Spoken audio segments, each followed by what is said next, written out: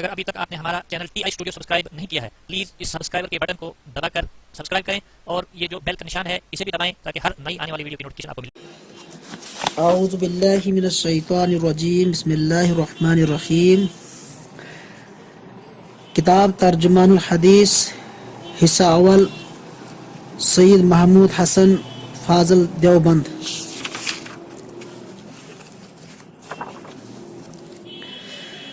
حدیث نمبر 97، رضامندی کا تمغہ۔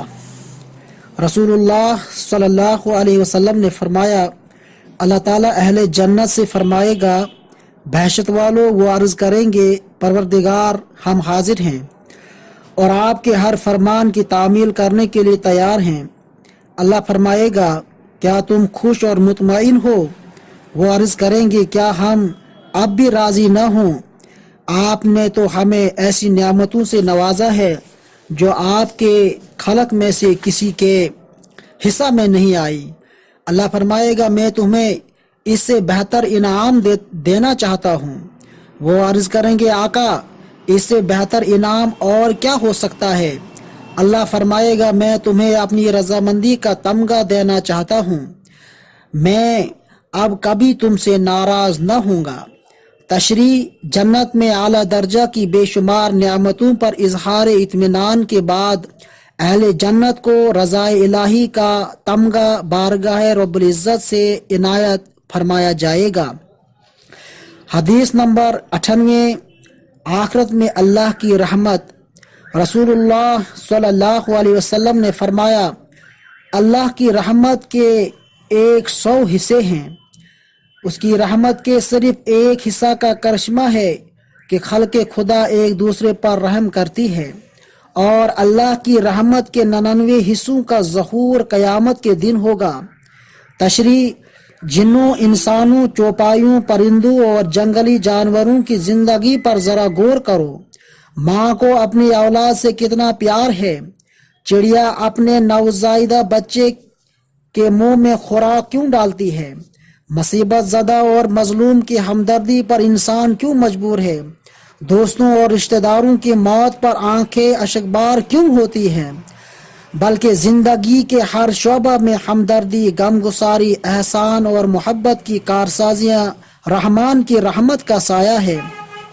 یہ اللہ کی رحمت کا پردو اور اس کا صرف ایک حصہ ہے، اور اس کی رحمت کے 99 حصوں کو قیامت کے دن ظاہر ہونا ہے۔ حدیث نمبر 99، جنت کی عمارت۔ حضرت ابو ہریرہ رضی اللہ تعالی عنہ سے روایت ہے، وہ کہتے ہیں، میں نے عرض کیا، اے اللہ کے رسول صلی اللہ علیہ وسلم، مخلوق کو کس چیز سے پیدا کیا گیا ہے؟ فرمایا، پانی سے۔ ہم نے عرض کیا، جنت کی عمارت کس چیز کی ہے؟ آپ صلی اللہ علیہ وسلم نے فرمایا، سونے چاندی کی اینٹوں سے تیار کی گئی ہے، اس کی تعمیر میں مہکتی ہوئی خالص مشک کا گھارا استعمال کیا گیا ہے۔ اس کی کنکریاں جو نہروں میں، سڑکوں پر اور دوسری جگہوں میں پائی جاتی ہیں، وہ موتی اور یاقوت ہیں، اور اس کی مٹی زعفران کی طرح نرم و نازک، خوشبودار اور زرد ہے۔ جو شخص اس میں جائے گا وہ عیش و آرام سے رہے گا، سختی اور مصیبت سے دوچار نہ ہوگا، وہ ہمیشہ زندہ رہے گا، اس پر کبھی موت نہ آئے گی، ان کے کپڑے پرانے نہ ہوں گے اور ان کی جوانی کبھی ختم نہ ہوگی۔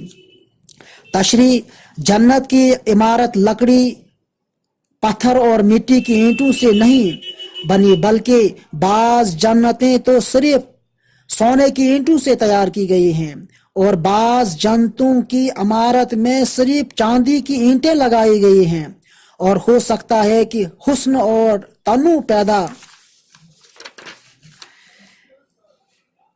پیدا کرنے کے لیے بعض جنتوں کی تعمیر میں سونے اور چاندی کی ملی جلی اینٹیں استعمال کی گئی ہوں۔ ان کی جوانی کبھی ختم نہ ہوگی، اس کا مطلب یہ ہے کہ وہ ہمیشہ جوان رہیں گے، ان پر کبھی بڑھاپا نہ آئے گا۔ ایک اور حدیث میں بتایا گیا ہے، وہ 30 سال کے پیٹے میں ہوں گے۔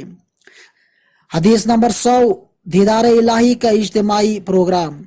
رسول اللہ صلی اللہ علیہ وسلم نے فرمایا بحشت میں لوگ ہر جمعہ کو ایک بازار یعنی اجتماع گاہ میں آئیں گے تو شمال سے ایک ایسی ہوا چلے گی جو ان کے چہرے یعنی سارے بدن اور لباس پر مشک اور دوسری خوشبو میں بکھیر دے گی، ان سے ان کا حسن و جمال بڑھ جائے گا۔